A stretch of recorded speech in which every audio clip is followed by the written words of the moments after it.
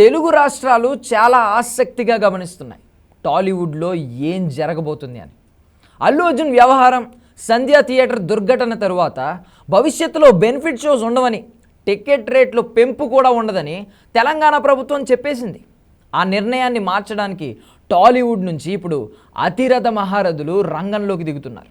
Telangana CM Revanth రెడ్డితో చర్చలు జరపబోతున్నారు. Cinema వాళ్ళకి సీఎం రేవంత్ రెడ్డి లొంగిపోతారా? తన మాట వెనక్కి తీసుకుంటారా? సినిమా పెద్దలు ప్రభుత్వాన్ని తమ కంట్రోల్లో పెట్టుకుంటారా? ఇప్పుడు తెలుగు రాష్ట్రాల ప్రజలు ఉత్కంఠతో ఎదురుచూస్తున్నారు దీని గురించే. आप बिजनेस कर लो, आप पिक्चर निकालो, पैसे कमाओ, सरकार से इंसेंटिव्स ले लो, सब्सिडीज ले लो, स्पेशल प्रिविलेज शूटिंग के लिए जो होना है वो मांगो, मगर किसी का हत्या होने के बाद, किसी का जान चलाने के बचाने के बाद, किसी का जान लेने के बाद आज स्पेशल प्रिविलेज मांगे तो ये सरकार में नहीं मिलने वाले. मैं जब तक मैं कुर्सी में रहता हूं तब तक नहीं देता हूं. मेरा जिम्मेदारी तेलंगाना आम जनता का जान बचाने का मेरा जिम्मेदारी है. उन लोगों के लिए कोई भी तकलीफ दिए उन लोगों को कांग्रेस सरकार ने, मेरे सरकार ने छोड़ने वाला नहीं है. అసెంబ్లీ సాక్షిగా సీఎం రేవంత్ రెడ్డి చెప్పిన ఈ మాట నెరవేరుతుందా? ఇకపై తెలంగాణలో పెద్ద సినిమాలకు బెనిఫిట్ షోస్ అనేవే లేకుండా చేస్తారా? సినిమా టికెట్లను కూడా అడ్డగోలుగా పెంచుకోవడానికి వీలు లేకుండా కఠిన చర్యలు తీసుకుంటారా? ఇప్పుడు జనంలో ఎక్కడ చూసినా ఇదే డిస్కషన్. సినిమా ఇండస్ట్రీ లాబియింగ్ని తట్టుకుని సీఎం రేవంత్ రెడ్డి నిలబడగలరా?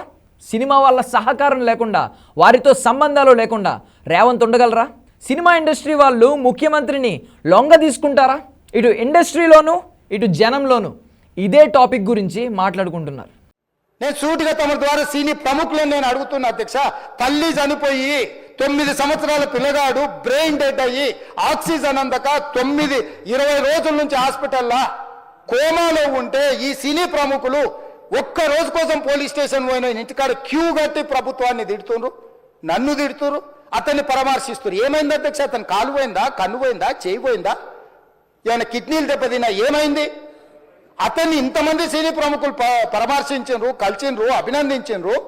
కానీ ఆ పిల్లగాన్ని కనీసం అన్న పరామర్శించడానికి సినీ ప్రముఖులు ముందుకు రాలేదంటే సినిమా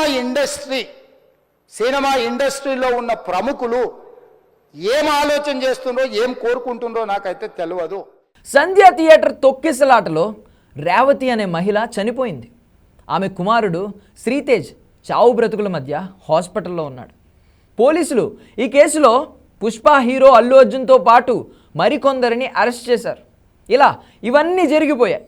ఈ సంఘటన రాష్ట్రమంతా సంచలనం సృష్టించింది. అసెంబ్లీలోనూ చర్చకు వచ్చిందంటే అర్థం చేసుకోండి దీని ఇంపాక్ట్ ఎలా ఉందో.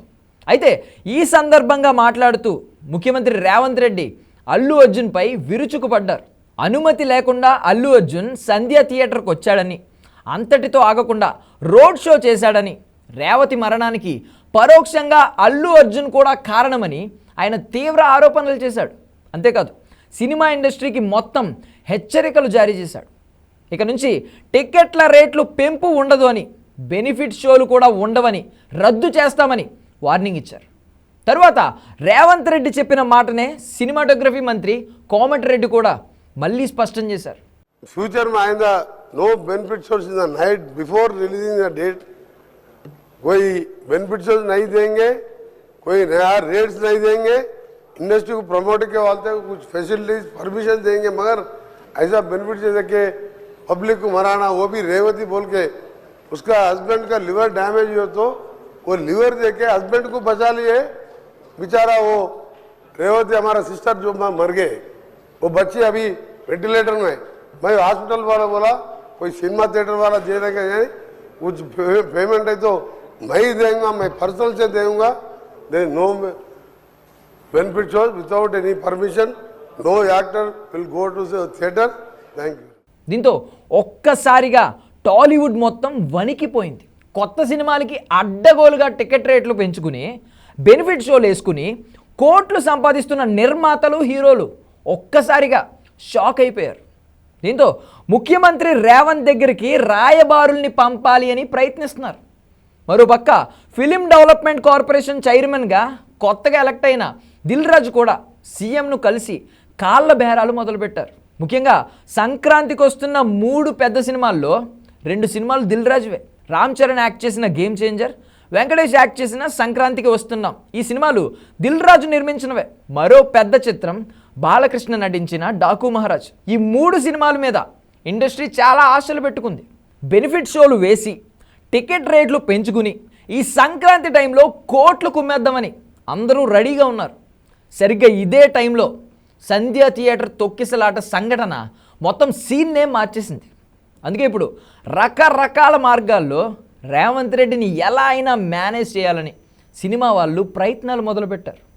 ఏదో ఒక రకంగా ముఖ్యమంత్రిని లొంగ తీసుకుందామని చాలా ఆశలతో ఉన్నారు. ఇప్పటికే సోషల్ మీడియాలో ఒక వర్గం సీఎం రేవంత్ రెడ్డికి, సినిమాటోగ్రఫీ మంత్రి కోమటిరెడ్డికి వ్యతిరేకంగా ప్రచారం మొదలుపెట్టింది. వీళ్ళిద్దరూ సినిమా వాళ్లతో రాజీ పడిపోతారని, సినిమా పరిశ్రమను కాపాడడానికి తాము చేసిన హెచ్చరికను, ఆ ఇచ్చిన వార్నింగ్ను వెనక్కి తీసుకుంటారని, ఎప్పటిలాగే బెనిఫిట్ షోలు వేసేస్తారని, టికెట్ రేట్లు కూడా పెంచేస్తారని ప్రచారం జరుగుతోంది. మరోవైపు అలాంటిదేం జరగదని, రేవంత్ రెడ్డి సినిమా వాళ్లకు లొంగరని ప్రభుత్వ వర్గాలు చెప్తున్నాయి. ఎలాంటి పరిస్థితులు ఎదురైనా సరే రేవంత్ తన నిర్ణయాన్ని వెనక్కి తీసుకోరని, ఆఖరికి ఢిల్లీ నుంచి ఒత్తిడి చేసినా సరే సినిమాల బెనిఫిట్ షోస్ వేసే ప్రసక్తే లేదని కొన్ని వర్గాలు వాదిస్తున్నాయి. మరి దిల్ రాజు సారథ్యంలో టాలీవుడ్ బృందాలు రేవంత్ని లొంగదీస్తాయా? తిరిగి బెనిఫిట్ షోలు సాధించుకుంటాయా? తెలియాలంటే వెయిట్ చేయాల్సిందే. ఒకవేళ ముఖ్యమంత్రి రేవంత్ రెడ్డి తన నిర్ణయాన్ని వెనక్కి తీసుకుని బెనిఫిట్ షోలు ఇచ్చేస్తే, టికెట్ రేట్లు పెంచుకోవడానికి అంగీకరిస్తే ప్రభుత్వం పరువు గంగలో కలిసినట్లే. రేవంత్ రెడ్డి టాలీవుడ్ వేసిన గాలానికి చిక్కినట్టే. ప్రభుత్వాన్ని చులకన చేశారని ప్రతిపక్షాలు నానా రచ్చ చేస్తాయి తర్వాత. వీటన్నిటిని దృష్టిలో పెట్టుకుని రేవంత్ రెడ్డి ఎట్టి పరిస్థితుల్లోనూ బెనిఫిట్ షోలకు ఛాన్స్ ఇవ్వరు అనే భావించాలి. మరి చూద్దాం.